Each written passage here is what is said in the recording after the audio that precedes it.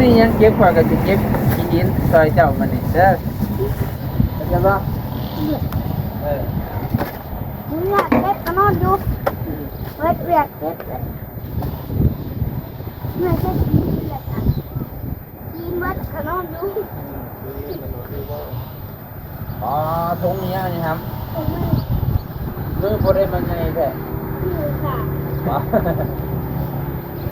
มือก็สร้างไงบ่ให้มือบ่มันซ่าเนาะเอาอันนี้ก็แม่นบ่เอาบ่แม่น นอนอยู่ด้วย ดูบ่แม่น โตบ่เคยไปจักเทื่อ ค่อยแล่นมาเมื่อกี้นี่เห็นอยู่บ้านพอสร้าง เทื่อละ อืม ตัวบ่แม่ แวจะได้บ่มีผู้ใดอยู่ในเฮือนไปกับบ่าวเด้อ ให้เบาหนงทาอยู่พี่ คอยสิท่า เราพากันไปซื้อเครื่องไป อ่ะเอาไปพี่น้องน้องสายผ้าเพิ่นก็สิได้ไปซื้อท่อน้ำบ่าว3 ทาง21 3 ทาง21แล้วบัดนี้ก็สิได้ให้เพิ่นมันจังบ่ได้ใส่จ่ายหลายไปพี่น้องเฮาก็บ่มีงบหลายหั่นนะอันแต่สำคัญอย่าลืมเลื่อย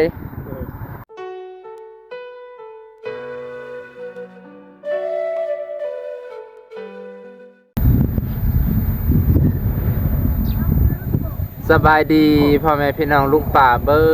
ดสู่ขู่สู่คนบ่ว่าจะอยู่ในประเทศและต่างประเทศเนาะโดย น่าจะแบ่งครึ่งได้อยู่ทำ บ้า จะแบ่งครึ่ง เรียนเครื่องจังได เอาแปะ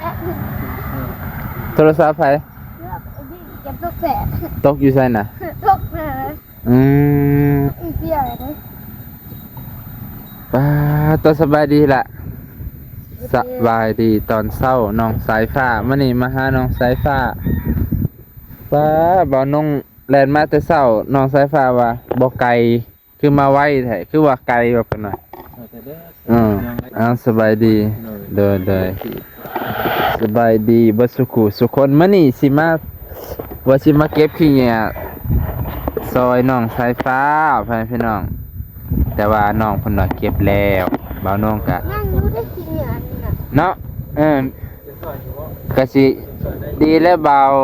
จงให้บ่าวจงให้บ่าวเก็บน้ำสิได้เฮ็ดความดีความสะอาดตักบาตรรวมกันโอ้ตะกี้เจ้าหาวเอาบ่หามแม่นบ่นี่ ข้าวอะไรก็น้ำดิอันนี้มันบรรลุลงเลยวันนี้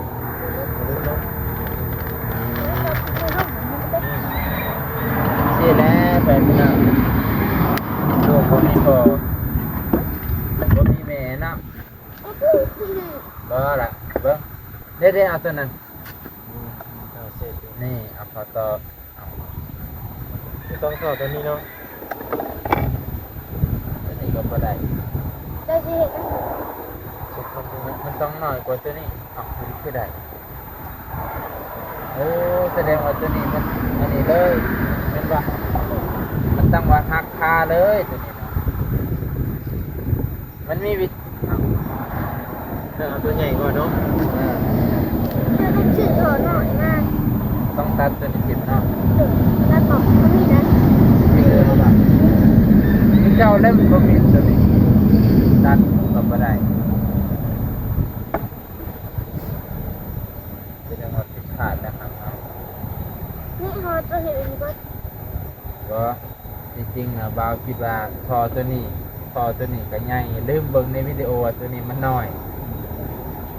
มันมาทบกันดูเนาะ อันนี้เขามาทดใส่กันนะจากคอน้อยเป็นคอใหญ่ตัวนี้ผันหักคาเลยแต่จริงคันคอเอาตัวนี้ได้นะได้ติดตัวนี้ติดเลยเลย ใจนี่เนาะเพื่อเข้ามาด้านท้ายนี่ก็จะตกบุญ ใช่ใช่ได้ป่ะ ไม่ใช่ให้ละเอียดไม่ได้ไกลๆ ใช่ไหม ไม่ ทางนี้ เออ เห็นอยู่ ไปสิให้ถอนหน่อย บ้านไปได้เฮ้ย คือมันจะแอร์ ไปในเมืองอันนี้ท่อยังเกินว่ะเท้าแน่แต่นิดหน่อยวันนี้เราเอ็นเราเอ็น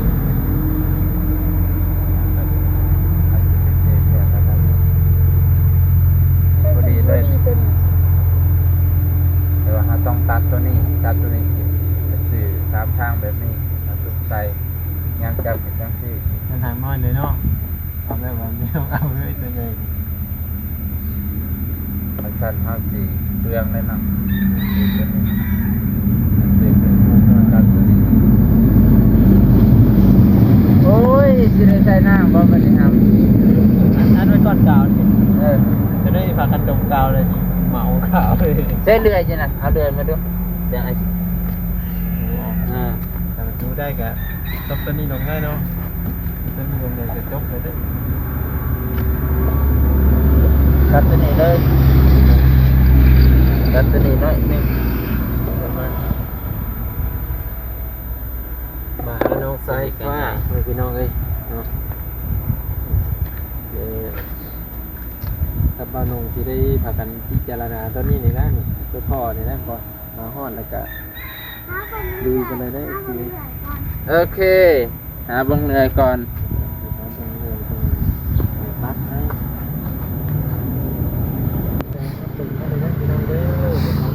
ครับเติมมันนี่มาแต่เศร้าไปพี่น้องจักสิพาน้องเฮ็ดหยังเมื่อวานนี่เพิ่นเคยเก็บขี้เหนียวเบิดแล้วแหละไปพี่น้องนะบ่น้องก็ว่าสิมาเก็บขี้เหนียวซอยเพิ่นหลายคนก็ว่าพาน้องเฮ็ดอันนั้นอันนี้บ่น้องก็มาบ่ทันไปพี่น้อง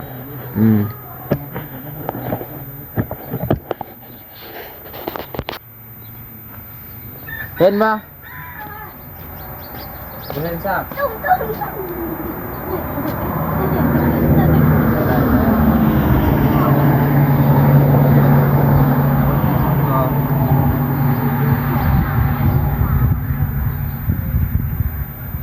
ป้าไปจัดถอนในห้องน้ำไป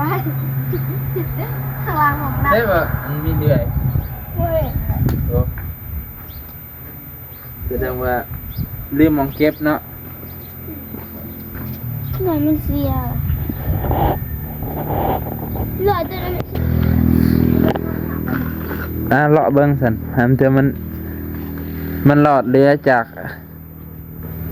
กเศษมือของสร้าง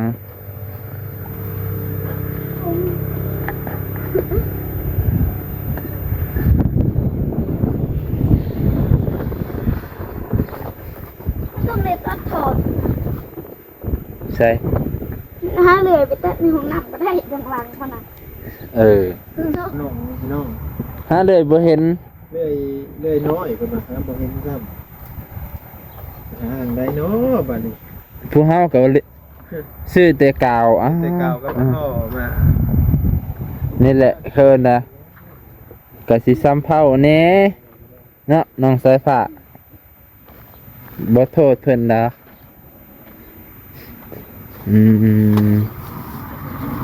มีแต่ตะปู มาเหลือสักปั๊บหนึ่งจานอ่าน คือว่ามันนี่โชคดีมีหยังคือว่ามี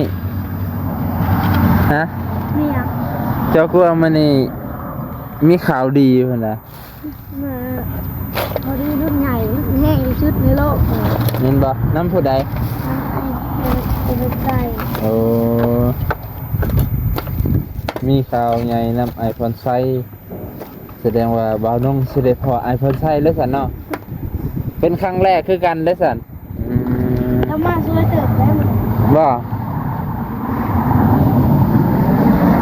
ดีข่อยก็สิได้พบพ่อลาวบ่เคยเห็นหน้าเพิ่นจักเทื่อแล้วสิมากับไอ้บีบ่ กินแล้วคงได้มาไม่เอาประสานเลยครับ โอ้ขี่รถ Honda เลยไม่เอาประสานเลยอ่ะ โดยสารนี้ ได้ โอ้ แล้วนี่เราลงได้ โอ้ น้ำขนาดนี้ก็ดีวาย แล้วก็ แล้วก็สิพาไปบ้านอันบ่แม่นบ้านพอสร้างบ่อนพอสร้างเฮ็ดเวียกนำบ่เออ หลังเดียวไปแล้วเอาเปลี่ยนไปดีอันนี้ก็สิไปมังหันแหละ พอดีเลยเนาะ พอดีแล้วสิได้ไปกัน อย่าไปปะกันได้ เห็นว่าขี่รถใหญ่ ไกลว่าแต่นี่ไปทางที่ มาทำคืน เออเดินป้าบ่มีเลื่อย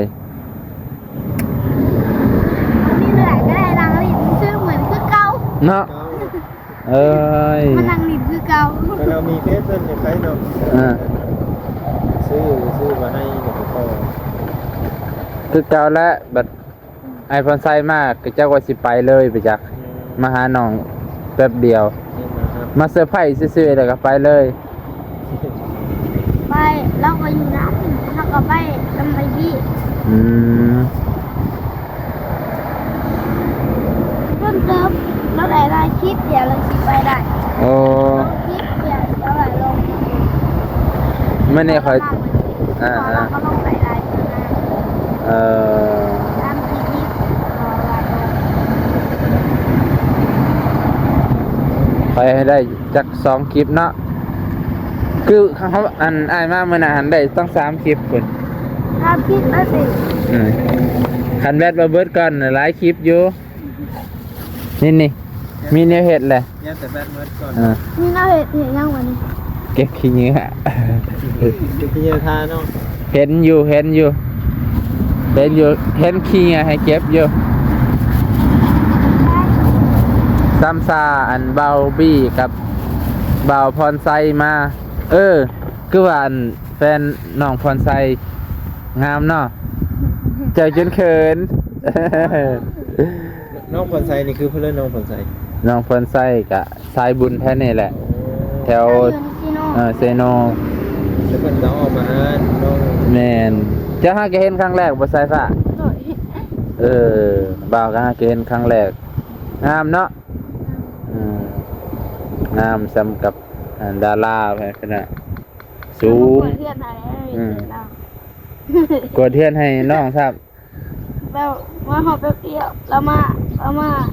มือหนึ่งมาใส่งานนักเลย ใส่งานหนักเลย ใส่งานหนักเลยใส่งานเอื่อยเลยเพิ่นน่ะ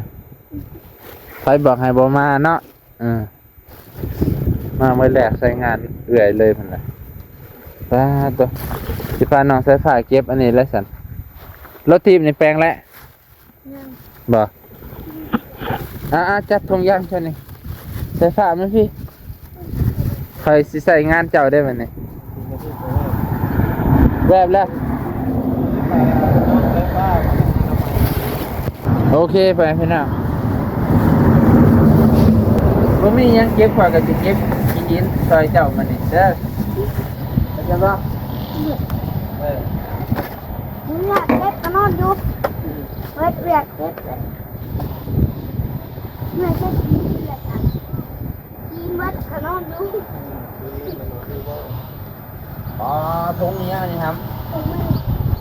มือบ่ได้มันไงแท้ คือค่ะ บ่มือบ่สร้างไงบ่แม่นมือคนมันจ้าเนาะเอาอันนี้ก็แม่นบ่เอาบ่แม่น นอนอยู่ด้วย ลูกบ่แม่นลูกแม่นเอิ้นน้อง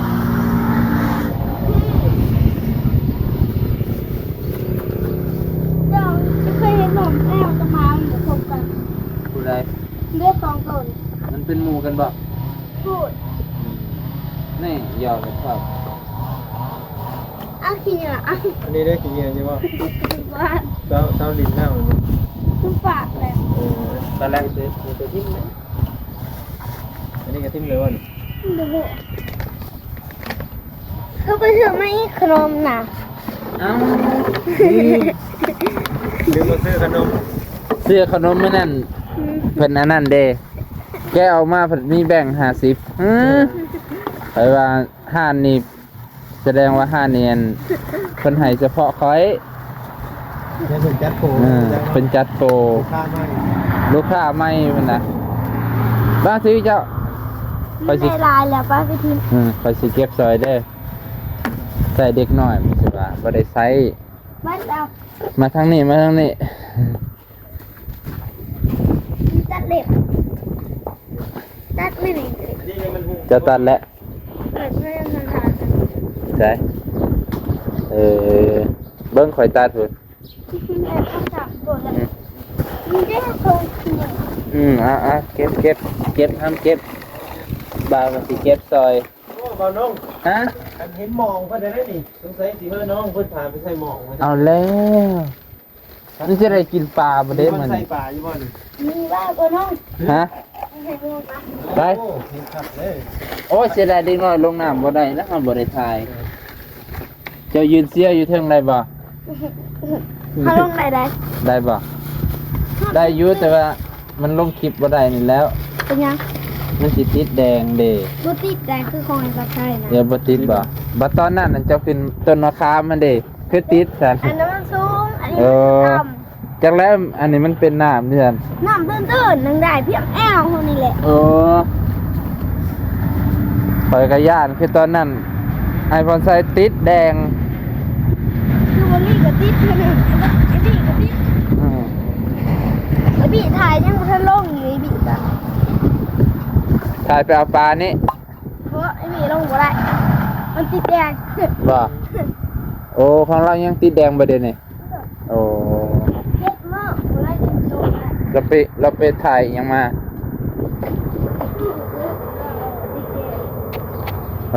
ตัวคือว่าแหละเพื่อนพี่น้อง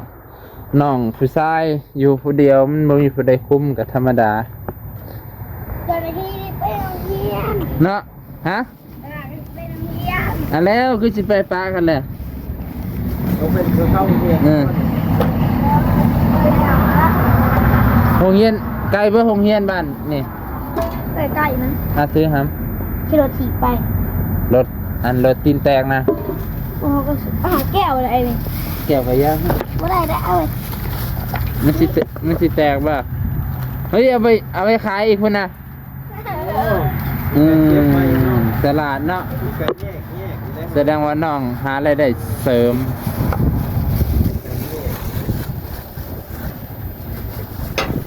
ฮัลโหล ก็ไปโดนบ่เพื่อนพอสร้างน่ะ ติดนึงน้ำกระหอดติด บ่อันสิไปจังหน่อยนี่โดนบ่ นุ่น5 โมง จังมา เลย ว่า 5 โมงหรือ3 โมง4 โมงอะไรกันเนี่ย ข่อยมันสิมีหมู่เว้านำบัดนี้ จะก็ไปนำกัน บ่ เลย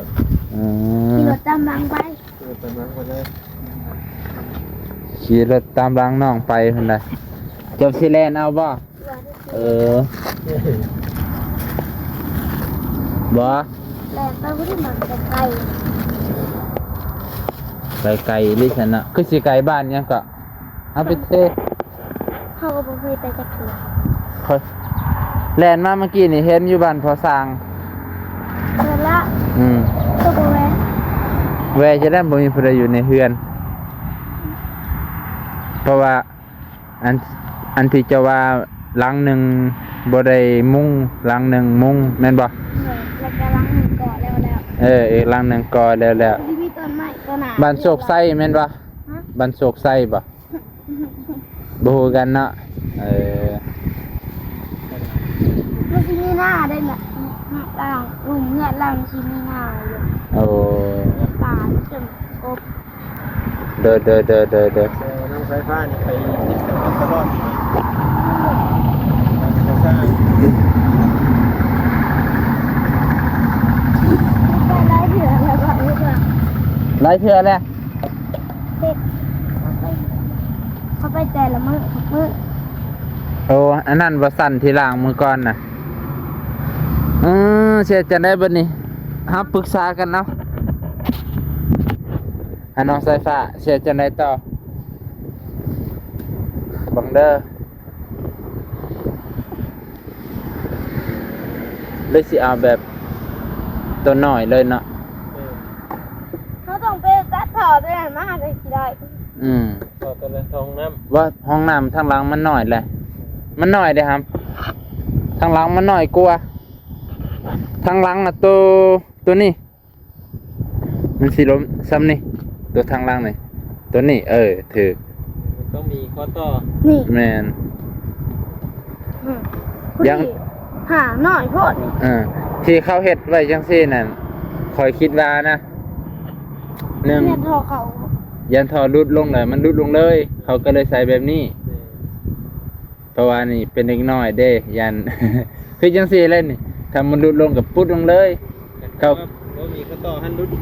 แอนฟาร์ม แมน เราเสียวกาวมาแปะสินี่ดูนะ บอยู่ครับ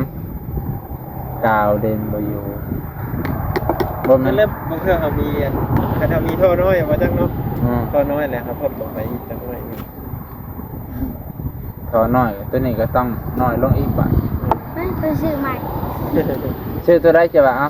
ซื้อทอหน่อยจังนี่ตัวหลุมตัวนี้ สำนีบ่ เออ ต่อแบบนี้ ก็ได้คือกัน ไปไปซื้อรถจักรไป ขี่รถจักรไป อย่าว่าย่างไง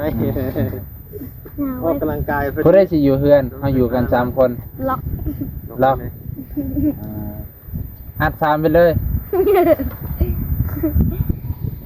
คอยสิเฝ้าเฮือนไหนก็ได้ จะไปกับบ่าวได้บ่ ได้ ได้บ่ หูจังฮันอยู่แต่ว่าว่าบ่ได้หูจังฮันเด้อ จักร รู้จักหานอยู่ตีนละบ่าวก็สิอยู่ทางนอกเฮือนแล้วบ่กล้าอยู่ในเฮือน เขาไปเลยแล้วสิเป็นนะ หวยยานให้กันเด้ เจ้าของไม่อยู่เนาะ เจ้าของบ่อยู่ มีแต่เผาเฮือนเด้อเจ้า เดี๋ยวสิเมียนปัดกวาดนินทาก็ได้ โอเคเนาะ โอเค โอเค เจ้าบุขี่ทางซ้ายไปเลยเจ้าขี่ทางหน้าเจ้าก็ขี่ทางหลัง ดีต้นรถ นี่ทักสี่ไปเลยเนาะ เอาเมียไปดำนะโอเคเฮาสิซื้อตัวได้ดีวะ ชื่อโทรลุงนะเอาอ่ะ เอาลูกไหน โทรหน่อยสุดโทรนี่มีเลย บ่ก็คือคิดว่า น่าจะซื้อตัวใดวะคันสิตัดเลยนี่ได้ซื้อแต่อันนี้คันสิตัดเลยหั่นคันสิตัดตัวนี้เลย แต่ว่า ถ้าเนี่ยมันเป็นที่มื้อหน้าน่ะมันสิได้ตัดลงเบิดเด้อเนาะ บอกกยานแบบว่า เอ้าคือใส่ตัวน้อยนะอย่า อ้าว ตื่น มานอกก็ได้วันนี้ก็ได้ อืม เด้อปิดก่อนก็ได้อึ๊บโอ้จบกันเลยมันเด้อ ตัวใครสิซื้อคอทดนี่ค่ะ เดี๋ยวออกเดินเลย คันซื้อก็มีแต่คอทดตัวนี้ กับเลื่อยสำนัก ไปไปเลย แล้วก็ตัวนี้ก็ มาตัวนี้ ตัดตัวนี้ใส่เลย บ้าไปเลย ไปเลยบ่ไปกับบ่าวเด้อ ให้เบาหนงทายอยู่พี่ คอยสิท่า เราพากันไปซื้อเครื่องไป ไป เอาไปพี่น้องสายฟ้าเพิ่นก็สิได้ไปซื้อท่อน้ำบาว3ทาง21 3ทาง21แล้วบัดนี้ก็สิได้ให้เพิ่นมันจังบ่ได้ใส่จ่ายหลายไปพี่น้องเฮาก็บ่มีงบหลายหันนะอัน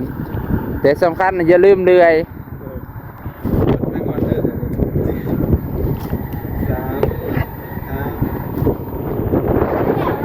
3 แท้นี่เตรียมยังมาเอ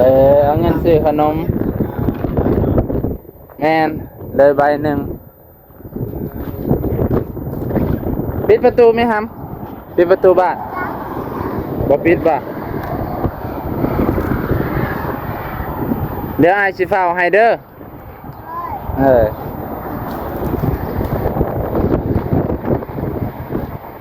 คนสิไปแล้วใช่ไหมล่ะ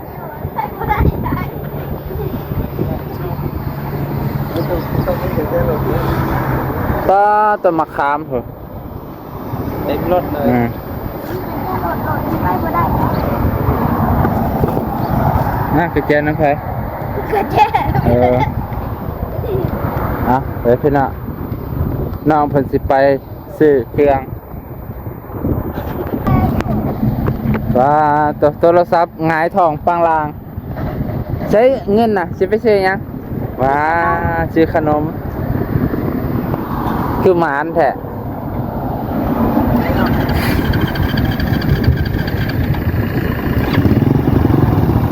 เปิดประตูกันดิ